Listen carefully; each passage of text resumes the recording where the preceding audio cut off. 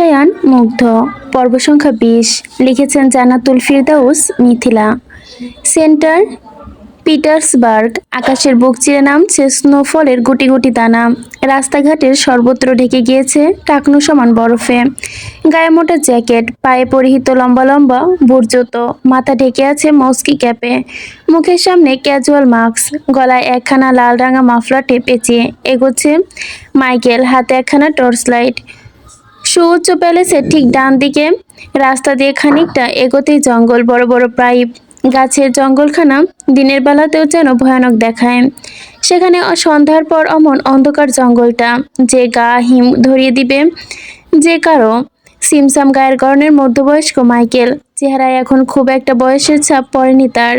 মানুষটা ভয়ে ভয়ে এগোচ্ছে সামনে, হাতে টর্চ লাইট এতক্ষণ চলতে থাকায় যেই না তিনি পা রাখবেন জঙ্গলে, অমনি লাইটারটা কেমন আচমকা বন্ধ হয়ে গেল। চলন্ত পা দুটো হোঁচট খেয়ে থমকালো মাইকেলের। চিন্তিত ভয়ার্ত মুখে টর্চ লাইটটা হাতের তালুতে বারবার বাড়ি দিচ্ছে, তবুও টর্চটা যেন জ্বলতেই চাইছে না। মাইকেল ভয়ে তটস্থ, লাইট জ্বালানো অনবরত চেষ্টায় মত্ত থেকেই শুরু করলেন। বাইবেল পাঠ। ঠিক তখনই অদূর থেকে ভেসে আসছে নেকড়ে বাঘদের আর্তনাদ। জঙ্গলে হিংস্র পশু অমন করুণ চিৎকারে ভয়ে গলব্ধি শুকিয়ে গেল যেন মাইকেলের। বেচারা কেমন ক্ষণে ক্ষণে ঢোক গিলে ঘাড় বাঁকিয়ে এদিক ওদিক তাকালেন। যতদূর চোখ যাচ্ছে তত দূর, শুধু অন্ধকার আর অন্ধকার। মাইকেল আর সাহস হলো না এহেন অন্ধকার মারিয়ে সামনে এগোতে। বেচারা ভয়ে একদম যেন পিছিয়ে গেছে। হঠাৎই কোত্থেকে একজোড়া শক্তপোক্ত হাত এসে পেঁচিয়ে ধরল বেচারাকে। এক হাতে আঁকড়ে ধরল মাইকেলের গলা, আরেক হাতে শক্ত থাবায় চেপে ধরেছে বেচারার মুখ। মাইকেল গঙ্গাচ্ছে, নিজেকে ছাড়ানোর বৃথা চেষ্টায় মত্ত থেকেই হাত পা ছুটছে অনবরত, অথচ পেছনের মানুষটা তাকে ছাড়ছেই না। সময়ের অবস্থিত মিনিট কয়েক পর হলো বোধহয় মাইকেলের নিঃশ্বাস আটকে যাবার জোগাড়। এ পর্যায়ে বেচারা হাত পা ছোড়ার গতি বাড়াতেই পেছনের মানুষটা নিজ হাতের বাঁধন আগলা করলো বুঝি। মাইকেল খানিকটা সুযোগ পেয়ে তখনই ছিটকে পড়ল সম্মুখে। দুহাঁটু কোথায় কোথায় আঘাত পরিপূর্ণ জমিনে ঠেকায়। জিভ বার দিয়ে শ্বাস নিতে লাগলো পাগলের মতো। ইস, আরেকটু হলে বোধহয় বেচারার প্রাণটা বেরিয়ে আসতো দেহ থেকে। বেচারের দিকে হাঁপাতে ব্যস্ত, অন্যদিকে পেছনে দাঁড়িয়ে থাকা কালো হুডি পরা ব্যক্তিটি আলগোছে এগিয়ে এসে দাঁড়ালো মাইকেলের মুখোমুখি। একজোড়া কালো বুট পরিহিত পা বরাবর নজর পড়ল মাইকেলের। সে খানিকটা সময় নিয়ে ঘাড় উঁচিয়ে তাকালো। সফেদ রঙা প্লাস্টিকের ভূতের মুখোশ পড়ুয়া ব্যক্তিটি তার পানে তাকিয়ে আছে বোধহয়। আশ্চর্যের ব্যাপার হচ্ছে, তাকে দেখেও মোটো অবাক হলো না মাইকেল। উল্টো কণ্ঠে একরাশ চিন্তা ঢেলে পড়ল, আবারও কেন ডাকলে আমায়? তুমি দেখছো না চারপাশের পরিস্থিতি যে কতটা গরম? ভালো হবে যদি আমরা একদিন এসব কাজকর্ম থেকে দূরে সরে রাখি নিজেদের। মুখে পরিহিত ব্যক্তির রাগ করল না কিছুটা। খানিকক্ষণ নিজের গ্লাভস পরা হাতের দিকে তাকিয়ে ঘড়ির ঘাটটা হালকা চুলকিয়ে ঘাড় কাত করে রাখলো। মাইকেল অন্ধকারে খুব একটা ঠাউর করতে পারল না উপস্থিত ব্যক্তির হাব ভাব। ওইদিকে মুখোশধারী নাক ফোলাচ্ছে, রাগে কটমট করতে করতে আচমকা ঝুঁকে এসে চেপে ধরলো মাইকেলের কণ্ঠা। মাইকেল ভরকায় তোর নিজের কণ্ঠা ছাড়াতে চেয়ে চাপা কণ্ঠে আর্তনাদ করে বলল, ছাড়ো আমায়, ভুলে যেও না আমি মরে গেলে তোমার সব খেল খতম। কেননা পেন ড্রাইভের কোথায় আছে সেটা কেবল আমি জানি। তৎক্ষণাৎ মাইকেলের কণ্ঠা চেপে ধরা হাতটা কেমন জানি আগলা হয়ে গেল মনে হচ্ছে। এই সুযোগে মাইকেল নড়ে চড়ে উঠল, দুহাতে তখনই সজোরে ধাক্কা বসালো মুখোশধারীর বুক বরাবর। এহেন আতর্কিত আক্রমণে তাল সামলাতে না পেরে মুখোশধারী গিয়ে উল্টে পড়ল পেছনে। মাইকেল এবার তড়িঘড়ি করে উঠে দাঁড়ালো, তাতে দাঁত চেপে হিসিয়ে আওড়ালো, কথায় কথায় গলা চেপে ধরার বদভ্যাস বাদ দিন। ভুলে যাবেন না I am not your Troy. মনস্টারের গুহায় ঢুকে তার নাকের নিচে থেকে প্রমাণাদি সংগ্রহ করা is not a piece of cake. আপনার এত তাড়া থাকলে আপনি নিজে যান না, ওই সাইকের চোখ এড়িয়ে ঢুকুন গিয়ে মদনা হাউসে। অত শক্তিশালী সিকিউরিটি ডিঙিয়ে একবার যদি ভুলক্রমে ঢুকেও যান, তবে এইটুকু গ্যারান্টি দিতে পারি আপনার ফেরত আসা অসম্ভব। তাই বলছি ধৈর্য ধরুন। মেডেন এবং সিডের মতো নির্মম পরিণতি না চাইলে ব্রেন খাটানো শিখুন। মুখোশধারী মনোযোগ দিয়ে শুনল কেবল। ঠিক তখনই তো মাইকেল বলছে মনসারের নাকের নিচে দিয়ে পার হওয়া কি আর চারটিখানি কথা। নির্ধারিত সময় 24 ঘন্টা পার হতে চলল। আতঙ্কে শুকিয়ে উঠেছে ডাক্তারদের গলা, যেন একদম শুকিয়ে কাঠ। পেশেন্টের এখনো জ্ঞান ফেরেনি, আদৌ ফিরবে কিনা জানে না, নিশ্চয়তা 50%। ডাক্তারেরা ভয়ে শেষ নেই এখন, বেচারা এদিক ওদিক ছোটাছুটি করছে, লুকোচ্ছে। কেউ কেউ ইতিমধ্যে গিয়ে লুকিয়েছে বড়সড় বিছানার নিচে, তো আবার কেউ গিয়ে গা ঢাকা দিয়েছে কাভার্ডের আড়ালে, কেউ আবার গা ঢাকা দিয়েছে ওয়াশরুমে। মিয়ান দৌড়ে গিয়ে কাভার্ডের দিকে। কাভার্ডের একপাশে বেশ জায়গা, সিমসাম গায়ের গরনের মিয়ান বেশ সুন্দর মতোই গা লুকালো সেথায়। ওইদিকে দামড়া ভুড়িওয়ালা দামিয়ান কেমন বাদরের মতো লাফাচ্ছে। বেচারাকে কেউ একটু জায়গা দিচ্ছে না লুকোতে। যতবার বেচারা কোথাও লুকোতে চাচ্ছে, ঠিক ততবারই সবাই তাকে দূর দূর করছে। কেননা দামিয়ান আবার বড্ড বায়ু দূষণ করার স্বভাব রেখেছে। অতিরিক্ত নার্ভাসনেসে বেচারা প্রায় এমন উদ্ভট কাজকর্ম করে বসে। তাই আর তাকে কেউ লুকানোর জন্য জায়গা দিচ্ছে না। লুকোনোর দুঃসাহস কেউ দেখালো না তার সাথে। দামিয়ান বেচারা বড্ড অসহায় এ পর্যায়ে। আজ বিপদে পড়ে মানুষ ছিল সে, কোথাও একটু জায়গা দিল না কেউ। বেচারার মনের কষ্টে পা বাড়ালো কাভার্ডের দিকে। কাভার্ডের দরজা আটকানো। দামিয়ান ত্রন্ত হয়ে এগিয়ে এসে চট করে খুলে কাভার্ডের আরেক পাশে জড়সড় হয়ে ভাব নিয়ে দাঁড়িয়ে আছে মিয়ান, মুখ লুকিয়ে রাখা কাপড়ের আড়ালে। তন্মধ্য বিশালাকার কাভারটায় হুট করে খানিকটা দুলে উঠতেই ভুরু গোটায় মিয়ান, তড়িৎ ঘাড় বাঁকিয়ে পাশে তাকায়। মুহূর্তে চোখাচোখি হলো দামিয়ানের সাথে। বেচারা দামিয়ান ভেতরে ঢুকতেই তার বড়সড় বেয়াদব পেটটা জন্য কাভার্ডের দরজা আটকানো যাচ্ছে না। তা নিয়ে দামিয়ানের আফসোসের শেষ নেই। বেচারা বুঝি এই প্রথম নিজের ভুঁড়ি নিয়ে এত প্যারা খাচ্ছে। ওইদিকে মিয়ান হঠাৎই চিরবিরিয়ে উঠল তার কাণ্ড দেখে। হোয়াট দ্য ফাক আর ইউ ডুইং হেয়ার? মরার জন্য আর কোনো জায়গা পাওনি? শেষমেশ আমার কাছে এসে মরতে হলো তোমায়? এমনিতেই পেটের যন্ত্রণায় অতিষ্ঠ দামিয়ান, তার উপর মিয়ানের অমন ঠেস মারা বাক্য। আগুনের মধ্যে যেন কি পড়লো খানিকটা। দামিয়ান নিজেও তৎপরায় দাঁত খিচে আওড়ালো, হ্যাঁ এখানেই মরবো, তোমার সঙ্গে করে নিয়েই মরবো। একা একা মরে কি লাভ? দাঁত কিরমির করে ওঠে মিয়ান। মুখ খুলে দু চারটে শক্ত কথা আওড়াতে গিয়েও হঠাৎ থেমে গেল যেন কেন। তখনই অন্যত্র মুখ ঘুরিয়ে দাঁড়ালো। এদিকে দামিয়ানকে এতক্ষণ ধরে কোনো রকম দরজা আটকালো। বুক ফুলিয়ে মোটা পেটটাকে কোনো মতো খানিকটা চুপসে নিয়েছে বেচারা।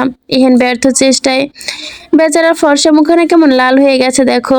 সে আর পারছে না নিজেকে আটকে রাখতে। পেটটা গুড়মুড় করে উঠলো, বোধহয় এক্ষুনি উদ্ভট কাজটা হয়ে যাবে তার দ্বারা। দামিয়ান জোর করে আটকে রাখলো বায়ু দূষণ। তবে এসব কি আর বাধা মানে? ঠিক তখনই সেকেন্ড 30-এর মাঝে অতিরিক্ত চাপের ফলে এক বিকট শব্দে বায়ু দূষণ ঘটল।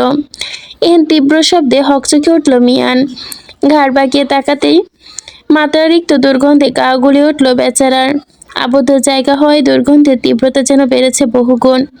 মিয়ান কিছুক্ষণ নিজের নাক মুখ চেপে ধরে না কাপড় দিয়ে, এতে বুঝি লাভ হলো না। গন্ধে একদম তরতর করে নাকের ছিদ্র দিয়ে ঢুকে পড়লো তার। মিয়ানের ভাব এমন যেন বমি করার। নাক মুখ চেপে রেখে আগুন চোখে তাকালো দামিয়ানের দিকে, অতঃপর কঠিন কণ্ঠে আওড়ালো, what the fuck you have done idiot? কয়দিনের বাঁচি পচা খাবার গিলেছ তুমি? কতবার করে বলেছি জলহস্তির মতো গপ গপ করে খাবার গিলবে না। ডাক্তার হয়েও জলহস্তির মতো শরীর তোমার। ইডিয়েট একটা, বের হও এখান থেকে। দামিয়ান কাচুমাচু করছে। পাশ থেকে মিয়ান তখন ওর আগে কসকস করছে। বেচারা হিতাহিত জ্ঞান শূন্য হয়ে পড়েছে। দামিয়ানের ঘাড় ধরে তাকে বাইরে ছুঁড়ে ফেললো, অতঃপর পেছন থেকে নিজে বাইরে বেরিয়ে এসে খোলা বাতাসে বুক ভরে শ্বাস নিতে ধীরে ধীরে আওড়ালো, হোলি শিট। দামিয়ান বুক নামিয়ে গলার কাছে। লোকটা বোধহয় লজ্জা পেল বেশ কিছুক্ষণ। পার হতে মিয়ান তার পানে ঘুরে তাকালো, তাতে দাঁত খিচে কিছু একটা বলতে যাবে তখনই দৃষ্টি আটকালো দরজার দিকে। এডউইন নামক গম্ভীর পুরুষটি গটগটিয়ে ঢুকছে কক্ষে। তার পিছু পিছু একদল সশস্ত্র গার্ড। মিয়ানের কলিজা শুকিয়ে গেল বোধহয়। এবার কোথায় লুকাবে সে? কিভাবে বাঁচবে সে এদের হাত থেকে? মেয়েটা তো এখনো জ্ঞান ফেরেনি। মিয়ান শুকনো ফাঁকা ঢোক গিলে কয়েক কদম পেছাতেই গার্ডস এসে ধরলো তাকে। এডউইন গম্ভীর মুখে এবার নজর বোলালো শয্যাশয়ী মাহির পানে। মেয়েটা এখন অবধি অবেচেতন দেখে দীর্ঘশ্বাস বেরোলো বুক চিরে। সে কেমন কঠিন গলায় আওড়ালো, আপনার সময় শেষ। মনস্টারের ডাক এসেছে, এবার চলুন। হকচকে উঠলো সবাই। দামিয়ান ফের কান্না জুড়ে দিল বাচ্চাদের ন্যায়। আকুতি জানাচ্ছে, না মারার জন্য। এডুইন এসব কানে তুলল না বোধ হয়। ঘাড় ঘুরিয়ে এদিক ওদিক দৃষ্টি ফেলে গলা উঁচিয়ে হুঙ্কার ছিল, নেক্সট 30 সেকেন্ডের মধ্যে যে যেখানে আছেন সেখান থেকে বেরিয়ে না আসলে কপালে শনি থাকবে, মাইন্ড ইট। এহেন হুমকিতে গাধাটা দিয়ে উঠল যেন বাদ বাকিদের। কেমন নড়চড় করলো না কথার। দামিয়ান এক দুষ্টু বুদ্ধি আটল, তৎক্ষণি এডুইনকে জানালো কয়েকজন খাটের তলায় লুকিয়ে আছে আর কয়েকজন ওয়াশরুমে, কেউ কেউ লুকিয়েছে বুকশেলফের পেছনে। এহেন কথায় কর্ণপাত হওয়া মাত্রই গার্ড ছুটে সেদিকে। মিয়ান কেমন দাঁত কিরমির করে তাকালো দামিয়ানের পানে। দামিয়ান আর চোখে দেখলো তা। লোকটা কেমন মুখ বাঁকিয়ে দেখলো। তার ভাব এমন, মরলে আমি একা কেন মরবো রে, সবাইকে নিয়েই মরবো।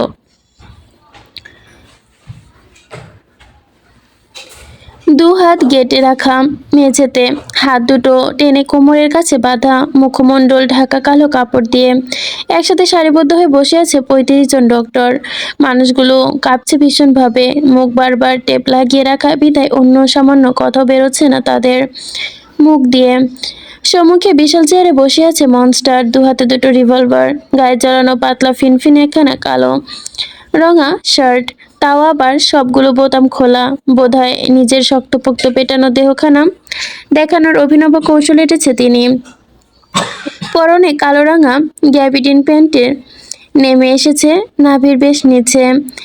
সেদিকে অবশ্য অত পাত্তা নেই যুবকের। এক হাতে রিভলভার নামিয়ে রেখে পাশ থেকে বামের বোতল তুলে হাতে, আঙুলের ভাঁজে গুজে জ্বলন্ত সিগার। সে কেমন ব্যাপক আয়েসে একটু একটু করে চুমুক বসাচ্ছে বোতলের সরু ডগায়। গলায় তীব্র সৌন্দর্যমণ্ডিত অ্যাডামস অ্যাপলটি কি সুন্দর নৃত্য তুলেছে প্রতিটা ঢোকে, গেলার তালে তালে।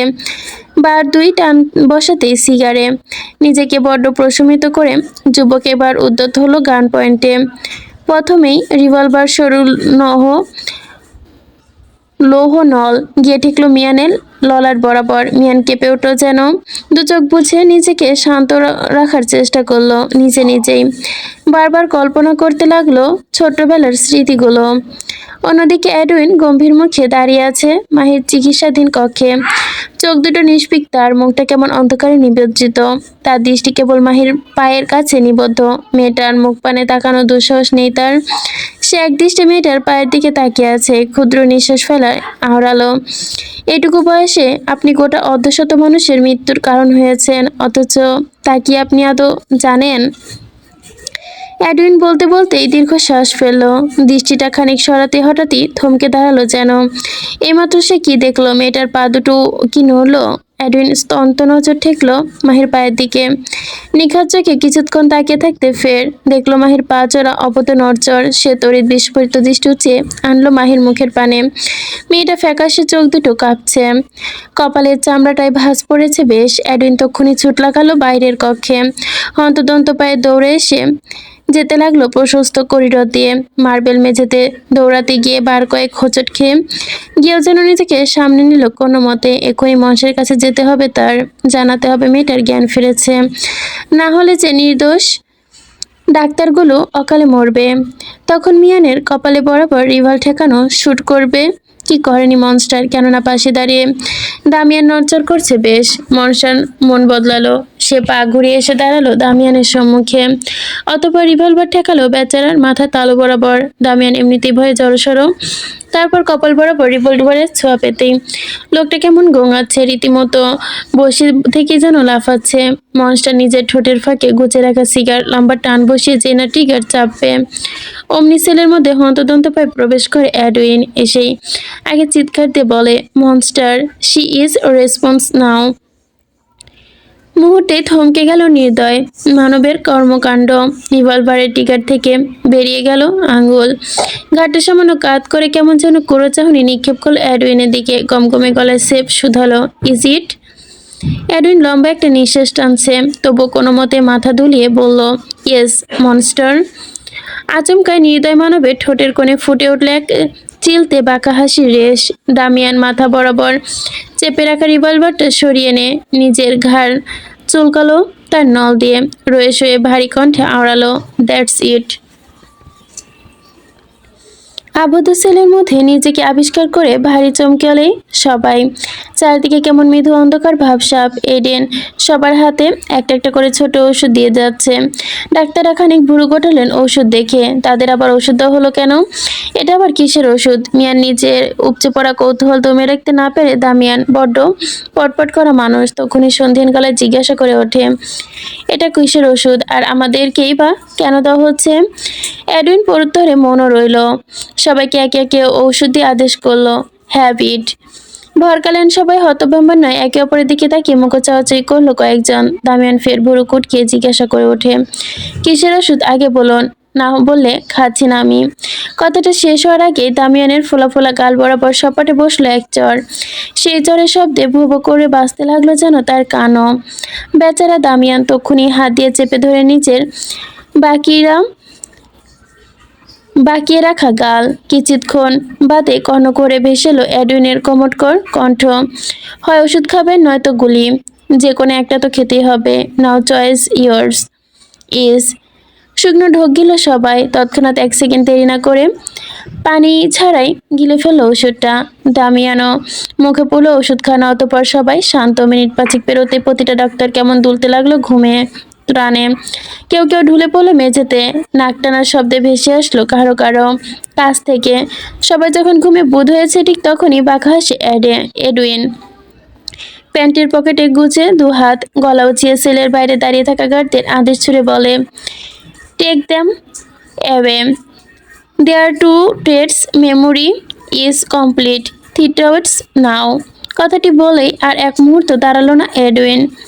তখনই গটগট করে বেরিয়ে গেল সেল থেকে। এদিকে সে যেতেই গার্ডস এগিয়ে এসে একে একে প্রত্যেকটি ডক্টরকে কাঁধে তুলে নেয়।